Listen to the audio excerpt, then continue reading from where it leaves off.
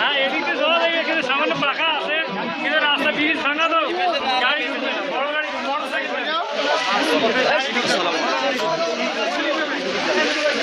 ভাই একটু ভাই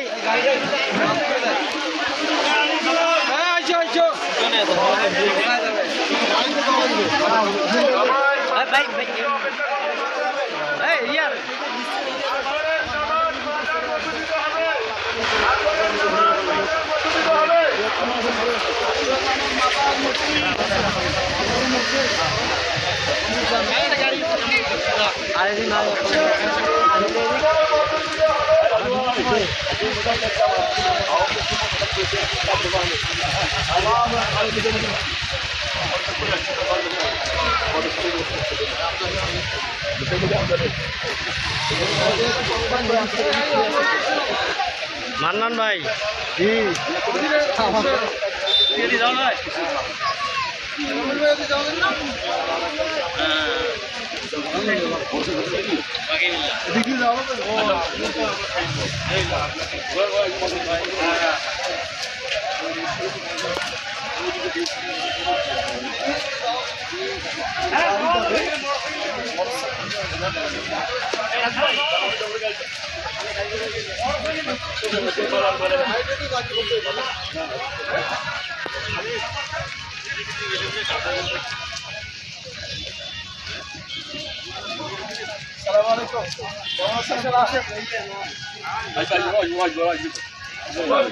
যারা শহীদ হয়েছেন তাদের পক্ষে এবং তাদের বাড়িতে খোঁজ নিচ্ছেন, এটা সাধারণ মানুষকে আপনারা কি মেসেজ দিতে চান?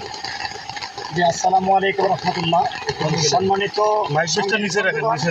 সম্মানিত দেশবাসী, আপনারা জানেন যে গত 5ই আগস্ট আমাদের কলিজার টুকরার সন্তান যারা জীবন দিয়ে এই দেশটাকে দ্বিতীয়বারের মতো স্বাধীন করে গেল, প্রকৃত স্বাধীনতা করে গেল, আমরা রাজনৈতিক নেতৃবৃন্দ যেটা 15 বছর পারি নেই, তারা মূলত এই আমরা যেটা পারিনি, তারা জীবনের রক্তটুকু ঢেলে দিয়ে সেই স্বাধীনতা আমাদের জন্য অর্জন করে দিয়ে গেছেন।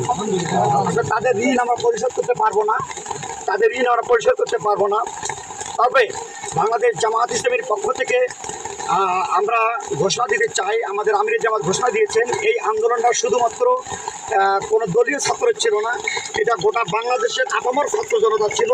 এখানে সকল দলের ছাত্র ছিল, এখানে রিক্সাওয়ালা ছিল, এখানে অটোওয়ালা ছিল, ড্রাইভার ছিল।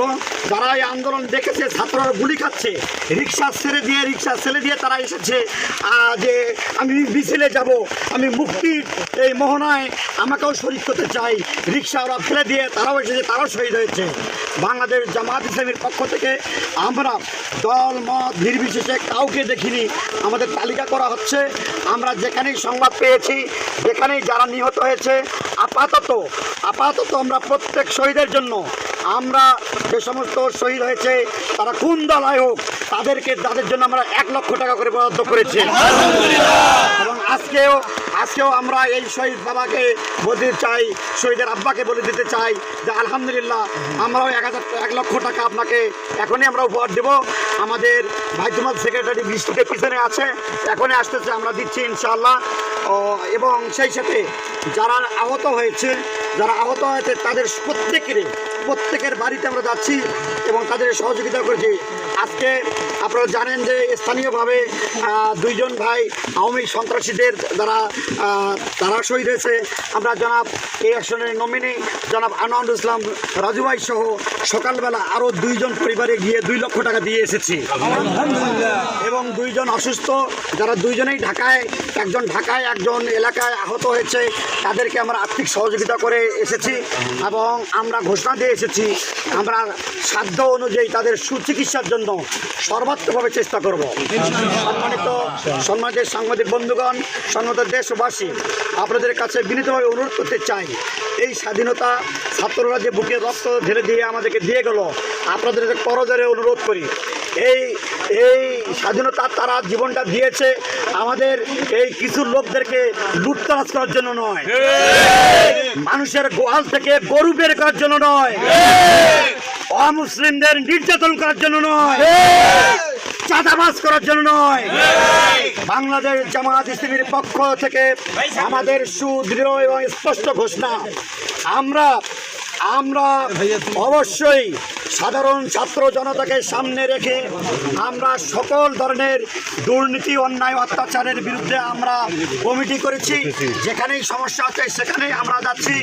আপনারা জেনে তবে এখনই আমাদেরকে ডিসি স্যার আমাদেরকে রিং দিয়েছিলেন যে জুমরা ইউনিয়নে একজন হিন্দু ভদ্রলোকের জমি নাকি কে দখল করতেছে, এরকম শুনতেছি। আসলে তেমন কিছু না, কিন্তু এসে দেখি যে তিনি দাবি করতেছেন।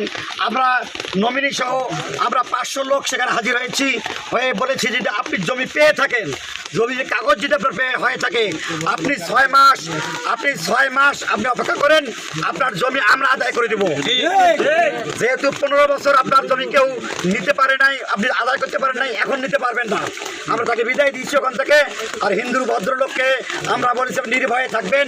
উনি আবার বলছেন স্যার আপনাদের গাড়িতে আমরা যাবো। উনি আমাদের গাড়িতেই আসেন, বৃষ্টির জন্য হয়তো নামতে পারছেন না, যিনি আসেন তাহলে আমরা ওনাকে সালাম দেবো।